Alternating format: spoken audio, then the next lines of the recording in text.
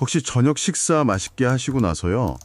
배가 너무 부르다거나 속이 좀 더 부룩해서 아이고 배야 했던 경험 다들 한 번쯤 있으시죠? 네, 그럼요. 정말 흔한 경험이죠. 즐거워야 할 저녁 시간이 오히려 막 불편하고 그럴 때가 있단 말이에요. 특히 저녁은 좀 푸짐하게 먹는 경우도 많고 하니까 아무래도 소화기에 부담이 가기 쉽죠. 네, 맞아요. 그래서 오늘 저희가 좀 깊이 파고들 자료는요.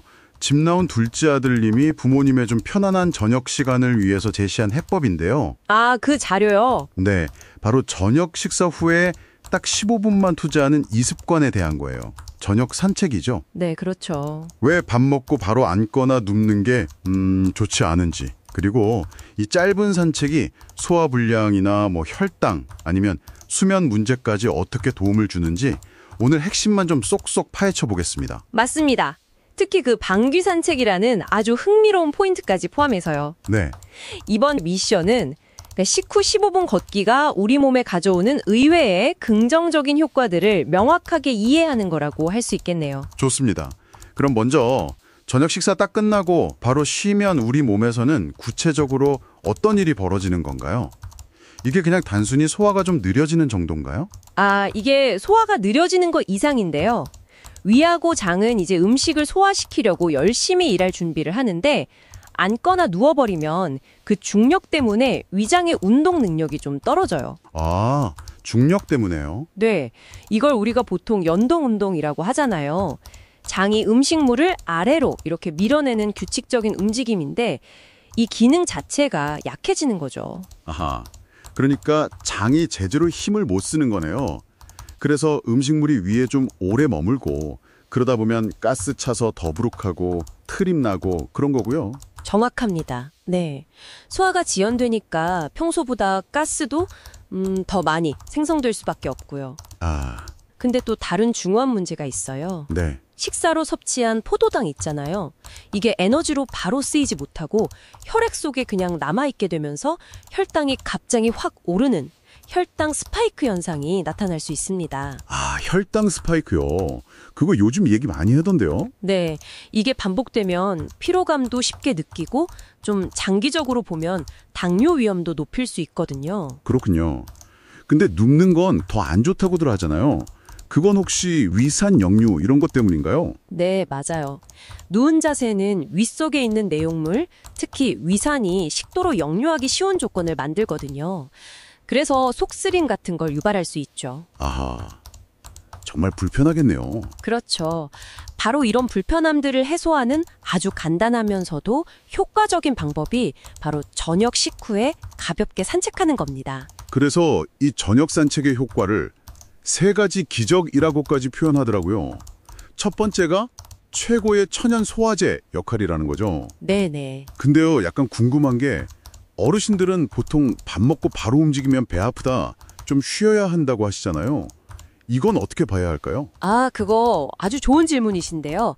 물론 식후에 막 뛰거나 엄청 격렬하게 운동하는 건 당연히 좋지 않죠. 배 아플 수 있어요. 그쵸. 하지만 가볍게 걷는 건 좀 다릅니다.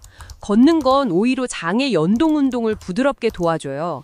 뭐랄까, 펌프질처럼 소화를 살살 촉진하고 가스가 차는 걸 막아서 더부룩함 해소하는 데 도움을 주는 거죠. 아하, 오히려 돕는 거군요. 네, 위에 부담을 덜어주는 효과라고 보시면 돼요. 영양소 흡수에도 더 좋고요. 그렇군요. 오해하고 있었네요. 가벼운 걷기는 소화를 돕는 거다. 자, 그럼 두 번째 효과는 혈당 안정인데 식후에 걷는 게 그 혈당 스파이크 막는 데 도움이 된다는 연구 결과도 있다면서요. 네, 있습니다. 어떤 원리인가요, 그건? 정말 걷는 것만으로 그렇게 큰 차이가 있을까요? 네, 생각보다 상당한 차이가 있습니다. 우리가 걸을 때 근육이 에너지를 쓰잖아요. 네. 이때 식사로 막 들어온 포도당을 근육이 즉시 에너지원으로 사용하는 거예요. 아, 바로바로. 네, 그러니까 혈액 속에 포도당이 과도하게 막 쌓이는 걸 막아주면서 혈당이 급격하게 치솟는 현상을 완화하는 거죠. 실제로 여러 연구에서 식후 한 15분 정도만 걸어도 혈당 조절에 꽤 유의미한 효과가 있다는 걸 보여줬어요. 와, 15분만 걸어도요? 이거 정말 중요한 포인트 같은데요?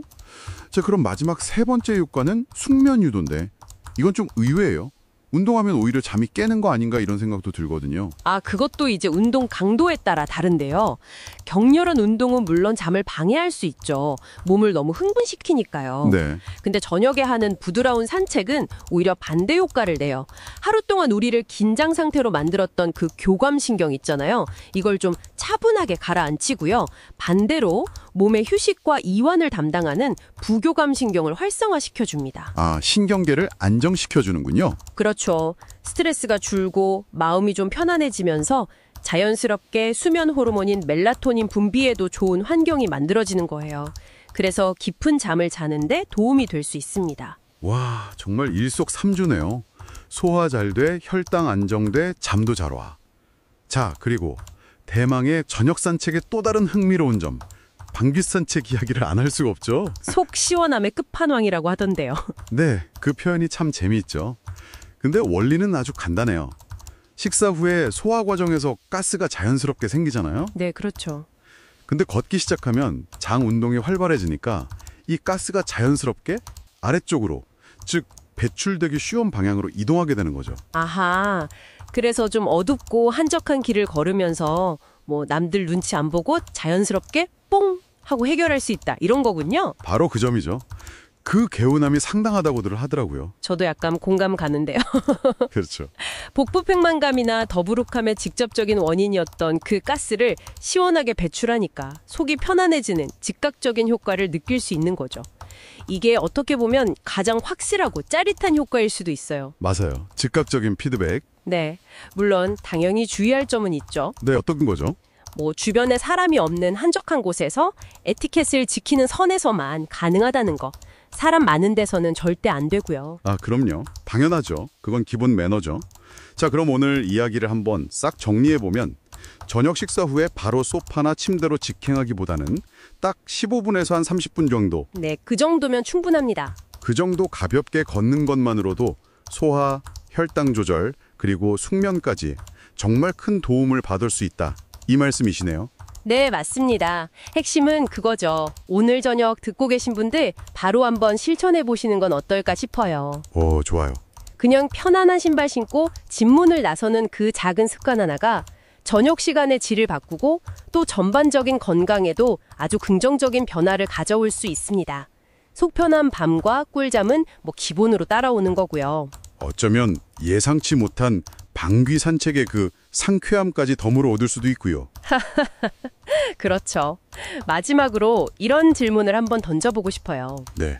이렇게 몸이 편안해지는 것 외에 어쩌면 이 고요한 저녁 산책의 몇 분이 하루 동안 쌓였던 스트레스를 좀 돌아보고 복잡했던 생각들을 차분히 정리하면서 온전히 자기 자신에게 집중하는 그런 소중한 시간이 될 수도 있지 않을까요?